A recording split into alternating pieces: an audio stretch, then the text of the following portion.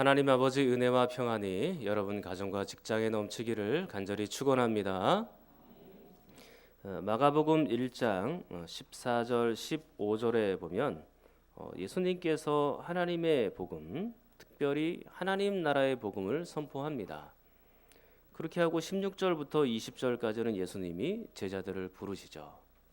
스승인 예수님이 먼저 제자들을 찾아가시고 지극히 평범한 사람들을 당신의 제자로 받아들이십니다. 이 제자들과 하나님 나라는 어떠한 관계가 있을까? 이 제자 공동체는 하나님의 나라를 보여주는 모형이어야 합니다. 이 제자를 부르실 때 한 명만 부른 게 아니고 동시에 4명을 부르셨어요. 그리고 나중에 12명의 공동체가 되죠. 근데 이 12명의 공동체는 하나님 나라의 통치에 순복하고 또 하나님 나라 말씀에 순종하는 그런 공동체로 살아가야 되는 거죠. 그 원형을 보여주는 것입니다. 그리고 말씀대로 살아가다 보면 지치고 어려울 때도 있죠. 그러면 서로 사랑하고 위로하고 이 공동체에서 재충전 받아서 또 말씀대로 밖에 나가서 살아야 되는 거거든요.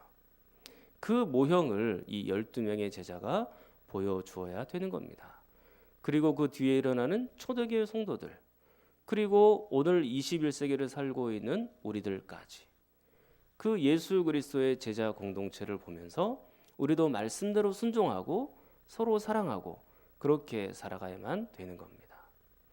예수님께서 이 제자들에게 2가지 사명을 맡기셨는데 첫 번째로는 예수님을 따르는 그런 사명입니다. 따르기는 따르는데 그냥 따르는 게 아니고 어떻게 따르고 있는지를 보십시오. 자, 18절입니다. 곧 그물을 버려두고 따르니라. 20절. 곧 부르시니 그 아버지 세베대를 풍군들과 함께 배에 버려두고 예수를 따라가니라. 그랬습니다. 버려두고 재산도 버리고 가족도 버리고 예수님을 따라가고 있습니다. 이게 문자적으로 해석할 것이 아니고 상징적으로 생각해 봐야 되는데 그냥 쉽게 말씀을 드리면 우선순위를 재정립하라 그겁니다. 예수님을 가장 우선순위에 모시고 살아야 된다라는 거죠. 여러분들의 가족이나 여러분의 모든 물질이나 시간이나 이런 것들보다 예수님을 더 깊이 사랑해야 된다는 겁니다. 예수님께서 2번째 맡겨주신 사명은 17절입니다. 자, 17절을 여러분이 한번 읽겠습니다. 시작.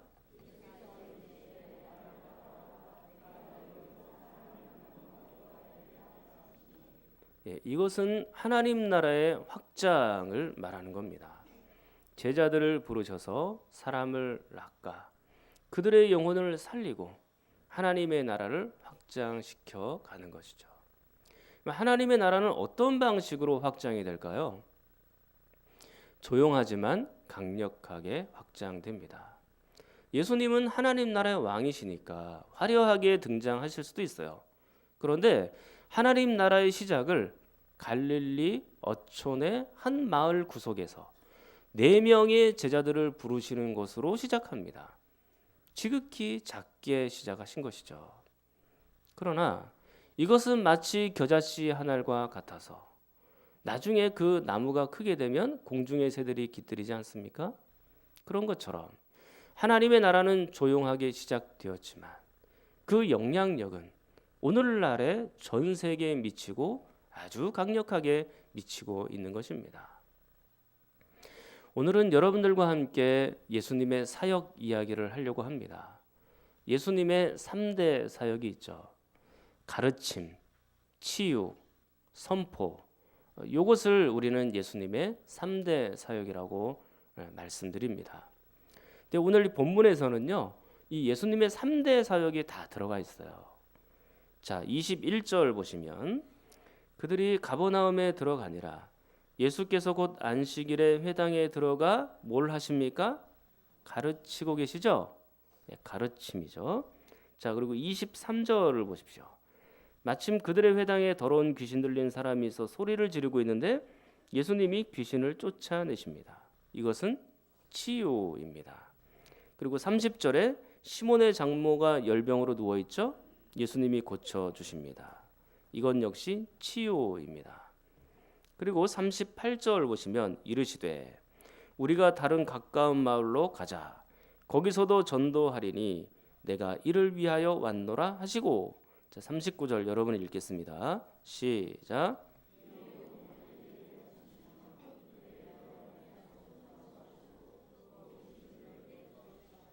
아멘. 여기 지금 전도라는 말이 선포하다 그런 뜻이에요. 선포하다, 전파하다, 설교하다 그런 의미거든요.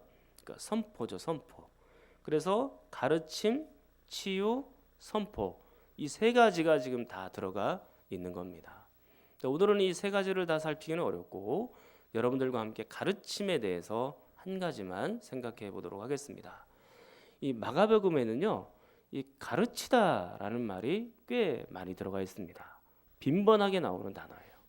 예수님께서 사람들에게 자주 가르치고 계셨죠. 오늘 여러분들이 읽으셨지만 21절에도 가르치는데 회당에서 가르치셨어요. 그리고 2장 13절을 한번 보십시오. 2장 13절. 2장 13절에도 보시면 예수께서 다시 바닷가에 나가심에 큰 무리가 나왔거늘 예수께서 그들을 가르치시니라. 자, 이때는 어디서 가르치셨나요? 바닷가에서 가르치셨죠. 자, 그리고 4장 1절에도 보겠습니다. 4장 1절. 예수께서 다시 바닷가에서 가르치시니 또 바닷가로 나가셔서 가르치고 계시죠. 자, 6장 2절을 한번 또 보십시오. 6장 2절입니다. 안식일이 되어 어디서 가르치십니까? 회당에서 가르치시죠. 6장 6절에 보면 그들이 믿지 않음을 이상히 여기셨더라 하고 이에 모든 촌에 두루 다니시며 어떻게 합니까? 가르치시더라. 마을로 들어가셔서 가르치셨다라고 되어 있습니다. 더 이상 찾지 않겠습니다. 예수님은 지금 계속해서 사람들을 만나면서 가르치고 계시죠. 이 가르친다는 말이 마가복음에서만 17번이 등장해요. 그러니까 자주 등장하는 단어다라는 겁니다. 근데 이 가르침에 대하여 예수님께서는 회당이든지 바닷가이든지 마을이든지 산이든지 들판이든지 상관없이 그 장소를 가르지 않고 언제든지 가르치셨다라는 것을 알 수 있죠. 그렇다면 우리 교회에서도 빈번하게 일어나야 되는 일은 뭡니까? 가르쳐야 되는 일이에요. 제가 부임하고 나서 여러분들에게 복잡한 행사를 잘 안 하죠. 그저 기존에 있었던 기간별 찬양대회라든지 그냥 체육대회라든지 바자회라든지 요 정도는 하지만 그래도 복잡한 이 행사들은 제가 거의 안 합니다. 왜 그럴까요? 가르치는 일에 집중하기 위해서 그런 겁니다. 여러분 그런 행사들을 막 쫓아다니다 보면 마음이 그쪽으로 분산이 되고 시간적으로도 더 부족해요. 그렇기 때문에 가르치는 일을 제대로 할 수가 없어요. 그래서 가르치는 일에 집중하자. 그렇게 지금 우리 교회는 방향이 나가고 있는 겁니다. 교육을 강화하는 추세로 가고 있죠. 여러분들에게 이제 작년부 성경 공부가 계속해서 이루어지고 있고 또 소요리 문답 공부도 하고 있습니다. 그리고 피택 직분자 교육이 6개월 동안 성실하게 진행이 됐죠. 그리고 학습설의 문답도 강화시켰어요. 자, 이런 교육들이 있은다 하면은 반드시 뭐가 있습니까? 우리 교회에서는 시험이 있죠. 근데 이 시험 때문에 다들 버거워하시기는 하세요. 그러나 요즘에 보니까 이 시험을 아주 훌륭하게 잘 치러내고 계십니다. 부담은 되지만 그 시험이 과거에는 70점, 60점에 머물러 있었다면 지금은 거의 한 100점 가까이 다들 맞으세요. 많이 관심을 갖고 열심히 배우고 계신다 그 얘기죠. 우리 청년부를 제가 지난 달에 임원하고 리더하고 만나면서 부탁을 했습니다.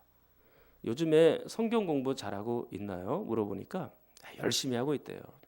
리더들이 열심히 가르치고 있다 그럽니다.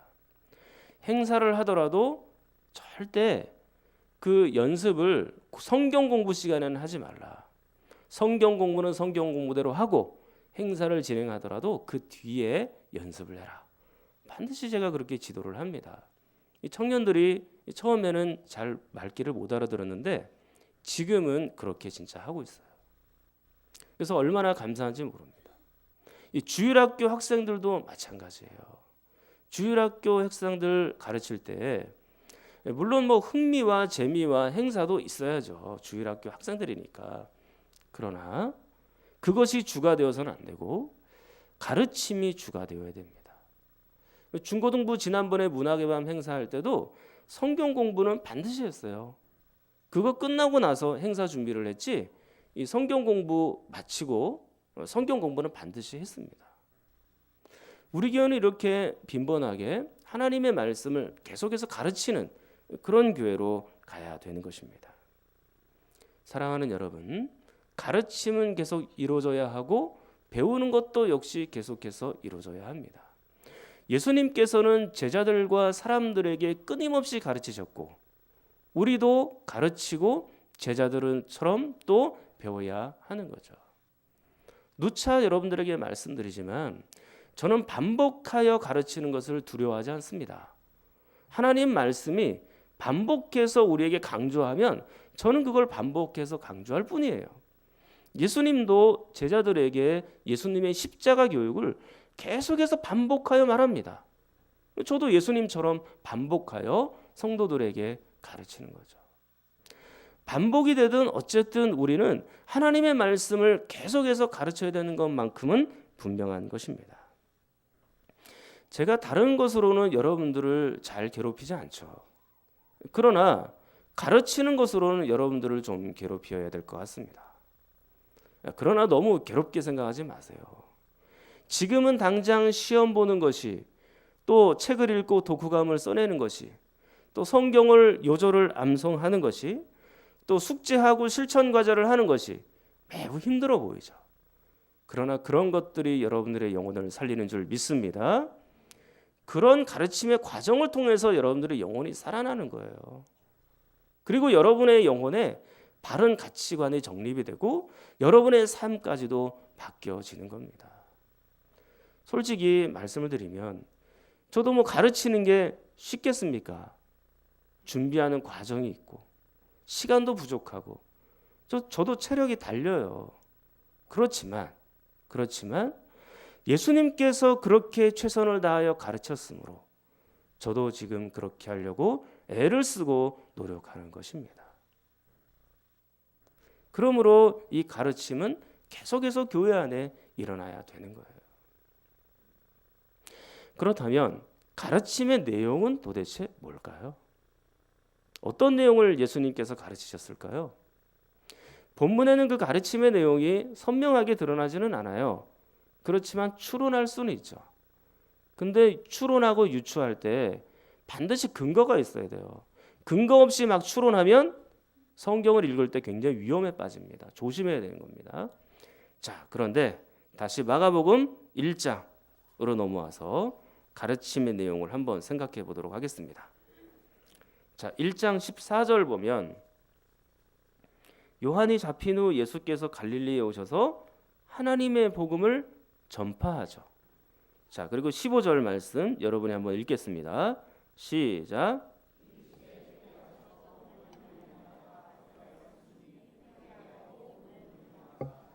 네, 그렇죠. 지금 선포할 때 하나님 나라의 복음을 선포했어요. 그러면 21절에 와서 예수님이 가르치고 계시잖아요. 뭘 가르치셨을까요? 네, 그렇죠. 하나님 나라의 복음을 가르치셨겠죠. 선포했으니까 조금 더 자세하게 성도들과 함께 나누고 가르치고 있다라고 말할 수 있습니다. 그리고 나서 또 무엇을 가르치셨을까요? 그것은 예수님 당신 자신을 가르친 겁니다. 하나님 나라의 왕이 누구죠? 예수님이에요. 그러니까 예수님을 가르치는 것은 너무나도 당연한 얘기죠. 하나님 나라를 선포할 때 예수님과 함께 가르쳐 가는 것이 당연한 것입니다. 그렇기 때문에 이 누가복음 24장에 보면 예수님께서 부활하신 이후에 제자들에게 찾아가서 교육하는 장면, 가르치는 장면이 나오는데요.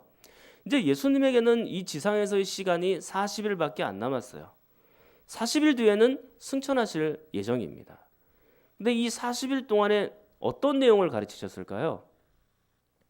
24장으로 가서 한번 볼게요. 누가복음 24장. 누가복음 24장 139쪽. 누가복음 24장 신약성경 139쪽입니다.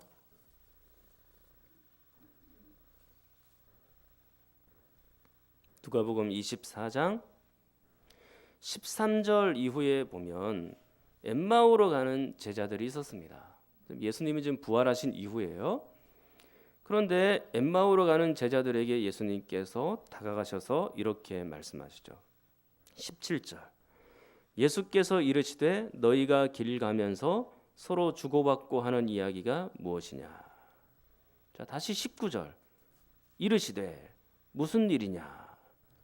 그리고 25절.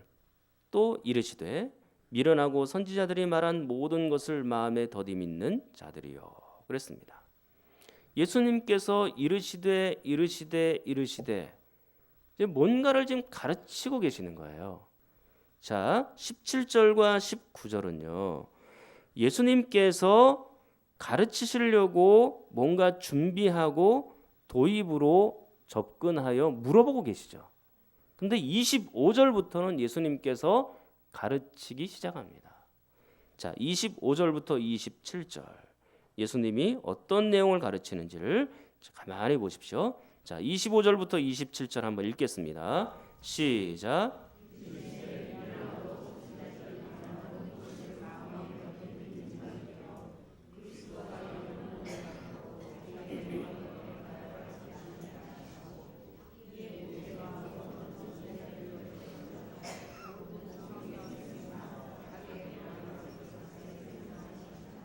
아멘. 자, 뭘 가르치고 계십니까? 예수님 자신을 가르치고 계시는 거예요. 자, 26절에도 예수님이 고난받고 또 영광으로 들어가 부활이나 승천이나 이런 것들을 말하는 거죠. 이걸 가르치고 계시잖아요. 그리고 나서 27절에 이에 모세와, 그러니까 모세오경, 창세기, 출애굽기, 민수기, 신명기, 그다음에 레위기 이런 얘기들을 포함되어 있죠. 그리고 모든 선지자의 글로 시작하여 모든 성경에 쓴 바 누구에 관하여? 자기니까 예수 그리스도에 관한 것을 자세히 설명하고 있습니다. 구약 성경에 있는 모든 성경이 누구에게로 집중되고 있는 거예요? 예수님에게로 지금 다 집중되고 있는 거예요. 그러니까 창세기부터 시작해서 창세기 3장에 보면 여자의 후손이 등장하죠. 그 여자의 후손이 결국 예수 그리스도를 의미한다라는 것은 이미 우리가 알고 있습니다. 그리고 예수님은 아브라함의 후손으로 올 것이죠. 그리고 다윗의 후손으로 옵니다. 그리고 모세 오경 중에 레위기를 보면 제사 제도가 등장하잖아요. 그 제사 제도에서 죽어 있는 그 제물을 바치는데 그 죽어 있는 제물은 결국 예수 그리스도를 의미하지 않습니까? 그래서 예수 그리스도께서 자기 자신을 십자가에 죽여 하나님 앞에 드리고 그 예수 그리스도를 통하여 하나님 앞에 나아간다, 그 얘기입니다. 그 제사 제도는 결국 예수 그리스도를 보여주는 거죠. 이 모세오경에 적혀 있는 것들이에요. 그리고 선지자들, 특히 이사야 선지자를 통하여 임마누엘의 그런 징조를 보여주셨는데 그 임마누엘, 예수님의 또 다른 이름이 뭐예요? 임마누엘입니다. 그게 지금 신약의 복음서에 와서 예수님을 임마누엘로 부르고 있지 않습니까? 그리고 스가랴 선지서에 보면 예수님께서 예루살렘에 나중에 입성하실 때 나귀를 타고 겸손하게 입성하시죠. 그렇게 예언이 되어 있습니다. 그런데 실제로 복음서에 보면 예수님이 예루살렘에 들어가실 때 나귀를 타고 들어가시죠. 그러니까 구약 성경에 있는 모든 예언들이 결국에는 예수 그리스도께로 집중되고 나아가고 있다라는 얘기입니다. 구약 성경에 있는 말씀, 그리고 이 선지자들이 했던 얘기들 전부 예수님에 관하여 말씀하고 있는 거죠. 예수님께서 지금 당신 자신에 대하여 가르치고 계시는 거예요. 그런데 이 부분에 있어서 사도행전 1장 3절에는 이렇게 기록을 했습니다. 그가 고난받으신 후에 또한 그들에게 확실한 많은 증거로 친히 살아계심을 나타내사 40일 동안 그들에게 보이시며 하나님 나라의 일을 말씀하시니라 그랬습니다. 하나님 나라의 일을 가르치셨죠. 언제요? 부활하시고 40일 동안 이 땅에 계시면서. 여러분, 누가복음은 누가 썼습니까? 함정이 있는 게 아니에요. 예수님 그러면 할 말은 없고요. 누가복음은 누가 썼나요? 누가가 썼죠. 사도행전은 누가 썼을까요? 누가입니다. 그러니까 지금 누가복음도 누가가, 사도행전도 누가가 썼어요. 근데 예수님께서 부활하시고 난 다음에 40일 동안 계시면서 누가복음에서는 예수님 당신 자신을 증거하셨다라고 되어 있고, 사도행전 1장 3절에는 예수님께서 하나님 나라의 일을 증거하셨다 그렇게 표현하잖아요. 그러니까 예수님께서 하나님 나라의 일을 가르치시는 것과 당신 자신을 가르치시는 것은 동일한 교육의 내용이다라는 걸 보여주는 것입니다. 그러니까 예수님은 무엇을 가르치셨냐? 요약하여 말씀드리면 하나님 나라와 당신 자신에 대하여 주로 가르치셨죠. 물론 다른 교육들이 계속해서 있긴 했습니다만 그 기저에는 항상 하나님 나라와 예수님이 깔려 있었던 것입니다. 자, 이제 예수님의 가르침의 특징을 한번 생각해 보도록 하겠습니다. 성경을 다시 마가복음 1장으로 와서 보겠습니다. 마가복음 1장 22절. 마가복음 1장 22절.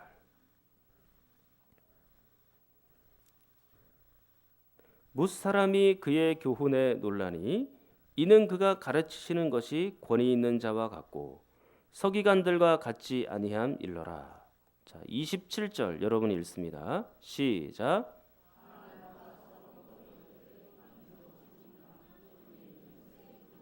거기까지 읽겠습니다. 자, 지금 22절과 27절에 동일하게 나오는 단어가 있는데 그것은 권위라는 단어입니다. 그러니까 예수님의 가르침의 특징은 권위 있는 가르침이에요. 얼마나 권위 있게 가르쳤던지 모든 사람들이 놀라고 있죠. 그냥 놀라는 정도가 아니고 깜짝 놀라는 겁니다. 우리가 이 권위 있는 가르침을 좀 더 보려고 하면 22절로 다시 한번 가서 보셔야 됩니다. 예수님의 가르침과 누구의 가르침을 서로 비교하고 있나요? 예수님과 서기관의 가르침을 비교하고 있죠. 자, 서기관들이 누굴까요?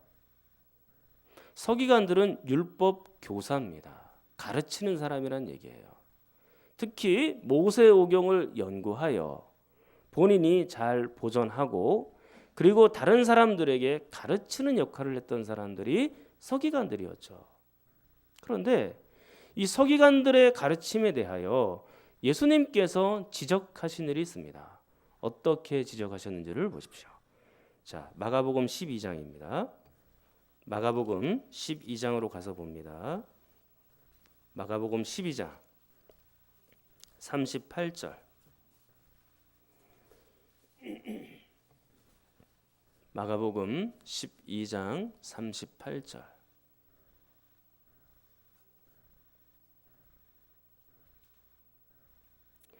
예수께서 가르치실 때에 이르시되 긴 옷을 입고 다니는 것과 시장에서 문안받는 것과 회당의 높은 자리와 잔치의 윗자리를 원하는 누구를 삼가라고요? 서기관들을 삼가라.